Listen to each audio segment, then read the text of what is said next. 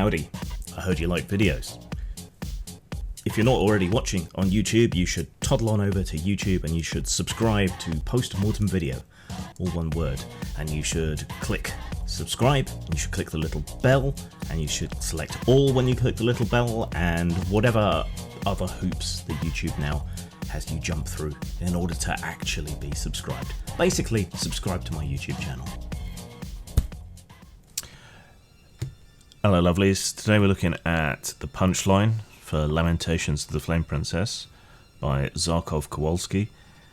It's another roughly 30-page, inexplicably hardback adventure, but it does feel like you get more content in this small space than you have in some of the other releases.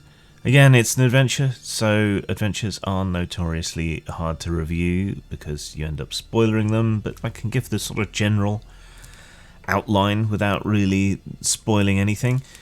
This is a fairly obvious callback to the classic module Mask of the Red Death, and includes a Red Death plague, and the whole adventure is really a sort of mystery and investigation and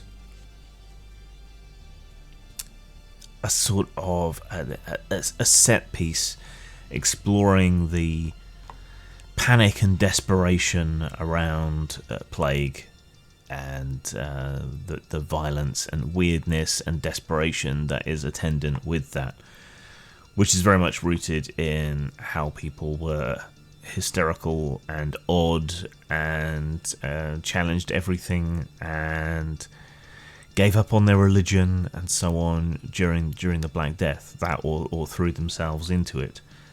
And it's based around the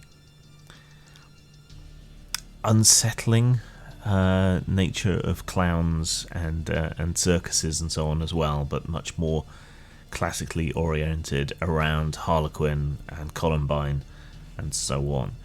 So this is a sort of I forget the proper term for it, vignette maybe, of one little semi-closed environment in a valley where the plague is coming through. There's a cult that is offering copium to deal with the plague, and where there are villages and places that haven't necessarily succumbed quite yet and are trying to stave it off. Presentation-wise, it's pretty nice. Some of the more recent Lamentations releases have been a bit cartoonish. This is less so. It's much more properly sinister and presented in a decent way. The blood, I have nothing against it necessarily, but some of the blood is a little bit dark at the top and bottom of the pages, to the point where it obscures the writing and makes it difficult to read. You can't really see it so well on the camera, oddly enough. It's contrasting it more, but in some places here and there it makes it virtually unreadable. The portrait art is a sort of semi-naive watercolor sort of effect. The call-outs are a nice jarring green which clashes with the red. There's a lot of characters and they're reasonably well detailed, so it's really a roleplay heavy game more than anything else. Exploring characters, getting to know them, investigating, talking to them, figuring out motivations, seeing who's who and what they're invested in and what they're not invested in.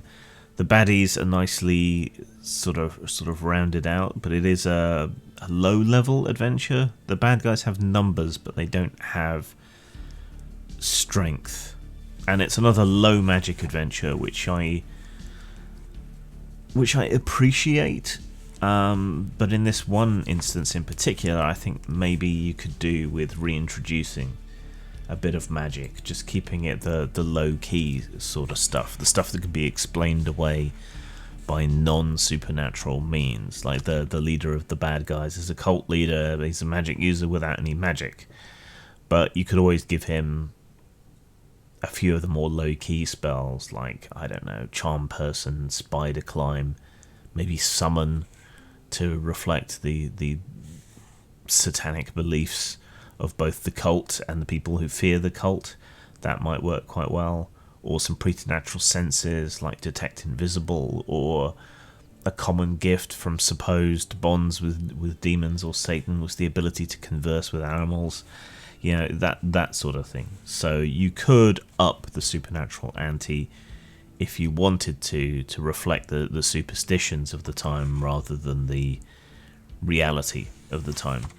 So the baddies get a bit of a character study in the same way that the major NPCs do, and your characters get involved in this to perhaps fight back against the cult, perhaps to try and stave off the illness. There's some reflections of the religious persecutions and wars going on in the period in which this is set and so on, which is nice that there's an awareness of the history and so forth. And yeah, it's a nice little sort of low to mid-level adventure. I think the only thing you might have an issue with is that while there's a lot of baddies, the boss baddies aren't particularly tough and won't last very long against player characters, even of relatively low level. So maybe it's suitable for levels 1 to 3, and you could always up the threat a little, again by reintroducing some magical elements and so on. Then there isn't particularly a way to win, which is something suitable to Lamentations, I feel. It's a nice little recap at the end. So score-wise, it's less an adventure than a situation for the most part, which I quite like, but it may not be your cup of tea as a games master or a player. I think it relies quite a lot on player agency and a desire to get involved. This may even form a background to some other adventure that you set up in the same arena going on, and there are plenty of places where you could add hooks for that. Style-wise, there's not a lot to fault it on, apart from the bloodstains rendering some of the text hard to read, and the form factor. Similar issues to other short adventures. James has posted a retort to what I said about shipping and the format and so on, but my opinion is my opinion. You can go and read that on the Lamentations Facebook page, I think. But I still think that these very short adventures would be better off being softback, smaller versions, kind of like what Morkborg is doing. So they have a similar reputation for presentation as Raji and Lamentations, but their adventures in this supplementary material is much cheaper and lighter. So I will give it a 4 out of 5 for style. In terms of substance, it packs a lot into its pages, but it is perhaps still too short. I would have liked to have seen it built out a bit more into a slightly, not necessarily a larger adventure context or something, but more information about the history and the setting, and perhaps some notes of other kinds of responses to the plague and so on. But overall, I can't really fault it for the size it is. That there is a lot in here. So I will give it a 4 out of 5 for substance. So that's 8 out of 10. I think it needs a little bit of work and customization to your home group. You may want to reintroduce the supernatural elements. You may want to bump up the level of the bad guys to make them a little bit more effective and make them stand up to your player character group. I'd say you want at least the leader of the bad guys to be the same level as your group, and the others less so.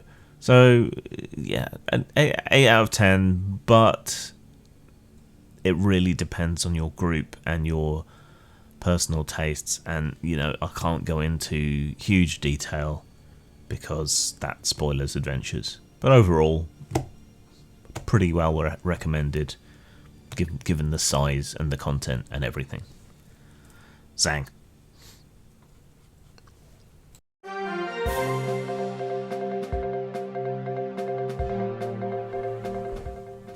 Hi, I'm Skip Breakfast, and you're watching Newsload. We're getting reports of a new card game which purports to make fun of the political and social hellscape in which we find ourselves, somehow turning this into a fun pastime for groups of slightly drunken friends to try and outdo each other. But there's one important question on everyone's lips: just how exactly do you play?